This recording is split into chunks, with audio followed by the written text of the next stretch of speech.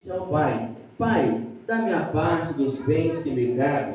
E ele repartiu os haveres e deu para cada filho. A palavra do Senhor diz que o filho mais novo, ele foi para uma terra bem distante, e lá ele desperdiçou todo o seu dinheiro, vivendo dissolutamente. E ali ele desperdiça o seu dinheiro, e ele começa ali a viver ali e padecer necessidade naquela terra. Ele se ajunta com homens daqueles lugares ali e passa a trabalhar em uma terra. E naquela terra ele começa a apacentar porcos, o único emprego que ele tinha. A fome naquele lugar era tão grande, e os amigos que ele pensava que era amigo já estavam distante dele, não estava mais perto. A única coisa que ele sentia era desejo de se alimentar pelas alfarrobas ou bolotas que os porcos comiam. A palavra do Senhor vai dizer que esse filho pródigo, aqui o irmão mais novo, ele olha para o céu e ele cai em si e diz: quantos trabalhadores do meu pai têm abundância de pão e eu aqui padeço necessidade?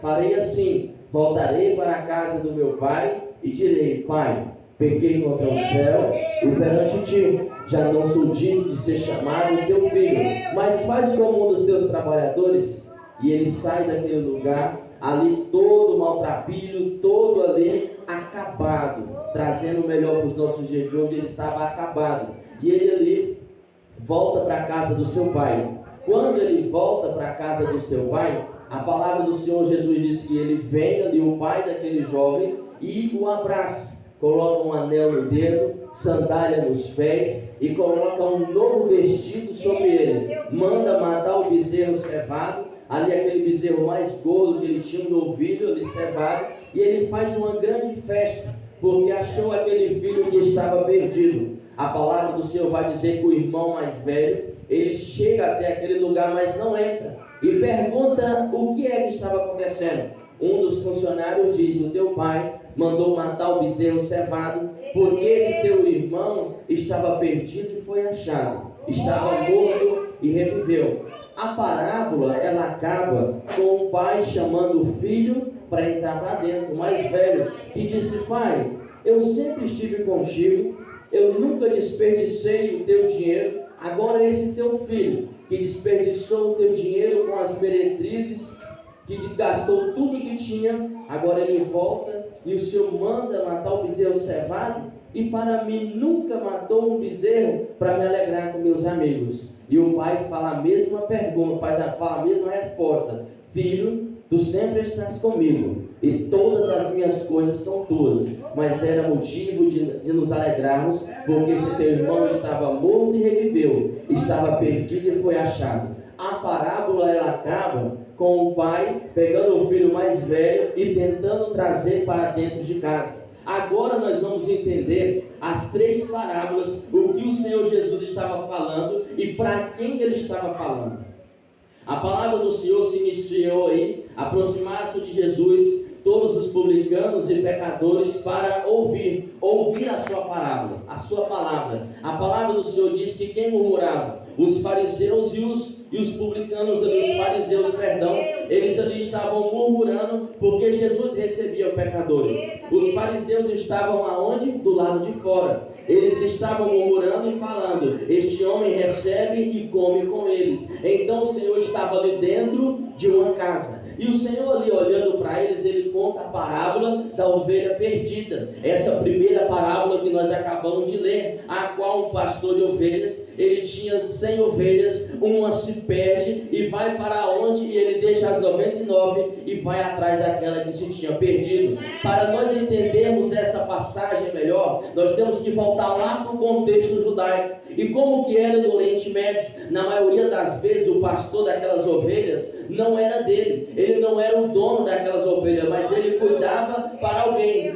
Muitas das vezes era um pai ou era um patrão. E quando ele perdia ali uma ovelha, ele tinha a responsabilidade de encontrar aquela ovelha, custe o que custar. Senão ele seria demitido e também ele ficaria mal afamado, pois não dava conta de cuidar do rebanho de alguém, do emprego que era exercido naquela época. E o que acontece? Ele deixa as 99, ele vai em busca daquela, e quando ele encontra aquela ovelha distante, ele coloca ela nos seus ombros, e ele vem ali até onde estavam os outros ali, coloca aquela ovelha e prepara uma festa. E ele chama ali os seus amigos, vizinhos, e fala: alegrei comigo, porque achei aquela ovelha que tinha se perdido. E a palavra vai se finalizar dizendo: e assim haverá maior júbilo, que é a alegria no céu, por um pecador que se arrepende, do que por mais de 99 justos que não necessitam de arrependimento. A alegria que aquele pastor de ovelha, ali ele encontrou aquela ovelhinha que estava perdida, é a mesma alegria que o Senhor Jesus ele tem quando alguém que estava perdido, quando alguém que estava no mundo, quando alguém que estava ali sem uma direção, ele reconhece que Deus é na vida dele, ele reconhece que é um falho, que é pecador e necessita de ajuda. É a mesma alegria. Vocês imaginam comigo a responsabilidade daquele pastor de ovelha? Quando ele perde aquela ovelha, era a responsabilidade dele achar, e quando ele acha, a alegria é muito grande. Ele faz ali aquela festa e chama os amigos, e ali havia muita alegria. E o Senhor continua a parábola da dracma perdida.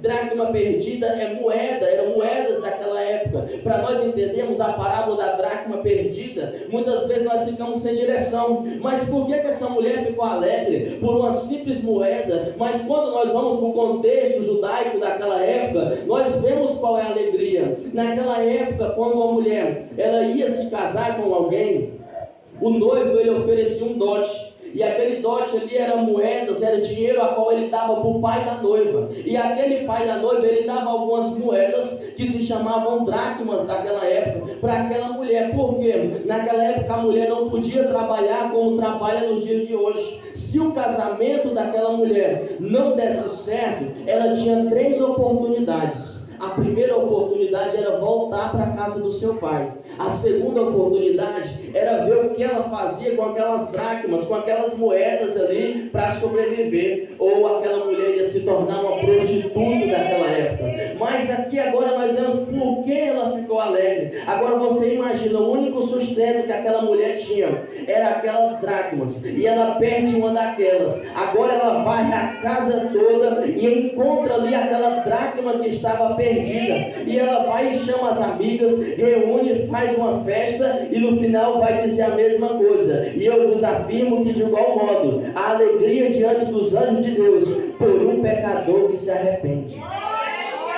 Você já se imaginou você procurando algo bem importante para você? E quando você acha aquele negócio bem importante, você fica alegre. Agora você imagina, aquela mulher dependia daquela dracma. Se o casamento não desse certo, se o marido largasse ela, era a única forma dela sobreviver. Era a única forma dela voltar para a casa do seu pai, e ali o seu pai talvez arranjar algum outro casamento para aquela mulher. Então a alegria dela, quando acha aquela dracma, é uma alegria muito grande. E a palavra vai finalizar do mesmo jeito, dizendo: assim haverá alegria no céu por um pecador que se arrepende. E vai dizer, e continuou, ele continua com a história, com a parábola do filho pródigo. Aqui nessa parábola nós temos que voltar mais uma vez para o contexto do Oriente Médio. Como era naquela época, irmãos, se um filho ele pedisse ali a sua herança antes do pai morrer, aquele filho ele podia ser até morto por desonrar ou desobedecer o seu pai. Mas nós vemos que esse pai aqui, que simboliza Deus, que tipifica Deus, ele era um pai amoroso, ele reparte a herança. Mas nós vemos que a rebeldia não estava somente no filho mais novo, mas também estava no filho mais velho, porque o filho mais velho ele foi omisso, ele recebeu aquele dinheiro, ele recebeu a herança. O correto era ele falar: pai, dá somente para o meu irmão mais novo, porque eu não vou querer. Mas não, ele aceitou ali aquela herança é repartida, e o filho mais novo, ele vai para uma terra, ele gasta o dinheiro, desperdiça com as meretrizes, ele chega a um ponto a querer comer ali as bolotas que os porcos comiam, que era a comida que os porcos ali comiam, e a palavra vai dizer que ele cai em si, e quando ele volta ali para sua casa, no contexto do Oriente Médio, se ele vem para sua casa, e o seu pai, ele não vem em direção dele, ele era para ter sido morto. Segundo ali a lei do livro de Levítico ali, os filhos que eram desobedientes aos seus pais, eles eram apedrejados naquela época. Então quando o pai ele vem ali até o filho ali e dá um abraço, ele está simbolizando que ele perdoou o filho, ele está mostrando ali que ele estava esperando aquele filho voltar. E quando nós vemos ali, na hora que ele está fazendo aquela festa e o irmão mais velho não está entrando, a parábola vai acabar do mesmo jeito que estava acontecendo. O Senhor Jesus ali, ele mostra que da mesma forma que o pai estava chamando o irmão mais velho para entrar para dentro, ele estava olhando para os fariseus daquela época que estavam murmurando e falando: entra também, entra para dentro da casa. Ele estava mostrando ali um amor a qual os outros não compreendiam. Aqueles homens, eles eram religiosos, mas estavam longe de Deus. Aqueles homens ali que estavam na porta e não queriam entrar para dentro, eles estavam demonstrando ali uma santidade que não servia para nada, porque eles não conseguiram perdoar os publicanos e pecadores e ali se ajuntar com eles. O Senhor ali estava falando que a mesma alegria daquele que não necessita de arrependimento é a mesma alegria que o Senhor tem quando um pecador que se arrepende. Lembra da parábola das ovelhas aqui, das 99? A mesma alegria que o Senhor tinha com aquelas 99 ali, a mesma que ele ia ter quando aquele que se arrepende e vem para a casa do Senhor Jesus. Aqui nós vemos o amor incansável. Talvez aquele jovem, ele nem se esperava que o pai estava à sua espera. Ele criou ali um texto: eu vou voltar, eu vou dizer que eu me arrependi, eu vou dizer que agora eu me arrependi e vou voltar para a casa do meu pai. Mas o pai já esperava. Sabe o que eu entendo com essa parábola? Que Jesus, ele está te esperando. Ele está esperando a hora de você abrir o teu coração. Ele está esperando a hora de você se arrepender dos seus pecados e voltar de todo o coração para a casa dele. Eu sei que Deus está falando com alguém aqui nesta noite. Eu sei que você não veio nesta noite aqui à toa. Você não veio para cultuar simplesmente o culto, mas você veio aqui porque Deus, ele te chamou. Todo o tempo, tudo que acontece, existe um tempo determinado por Deus debaixo dos céus. Não foi em vão a tua vida nessa noite. Coloca os teus pés em direção à casa do Senhor e tudo ele fará.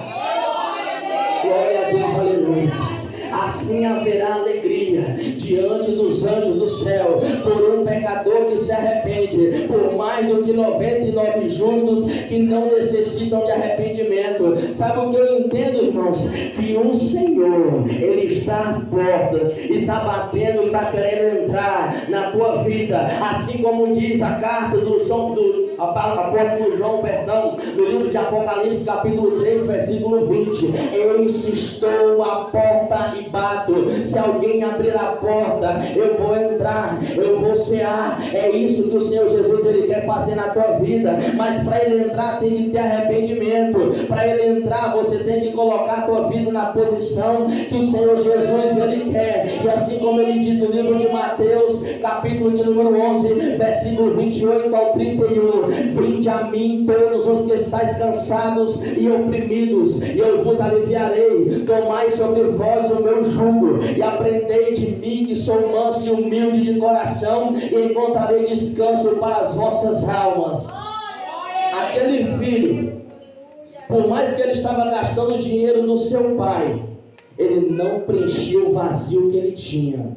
Sabe por quê? Porque muitas vezes no nosso coração tem um vazio muito grande. O dinheiro não preenche, a bebida não preenche, o mundo lá fora não preenche, as falsas amizades não preenchem. Sabe por quê? Porque somente Deus é quem vai preencher o vazio. É somente Deus, é somente quando você andar com Deus que você vai se sentir por completo. Às vezes nós pensamos, é difícil, mas não é impossível. O Senhor, ele disse: neste mundo tereis aflições, mas